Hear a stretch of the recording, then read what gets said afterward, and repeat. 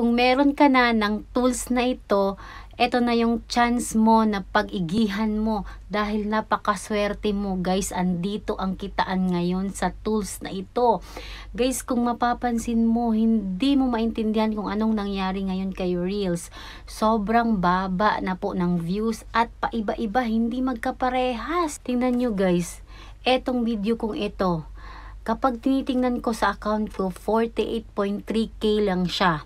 Pero pag tiningnan ko man gamit yung account ng aking asawa ay nasa 70.5k. Etong isa naman, 16.1k. Tapos pag tiningnan ko dun sa ibang account, 24.5k. So hindi siya pare-parehas guys. Lahat ng video ko ganyan. Hindi pare-parehas yung kanyang views na nakalagay. Tapos ito pa guys, etong pa bonus program ni Uncle. 7 days na yan. 1 linggo nang hindi gumagalaw. Hindi gumagalaw yung earnings, yung views niya. Meron naman akong mga views.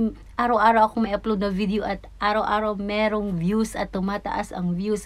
Pero ang earnings hindi gumagalaw. Kaya guys, ang kitaan ngayon ay nasa in-stream ads. So kung meron ka ng tools na yan, napakaswerte mo at pag-igihan mo na pong gumawa ng video dyan.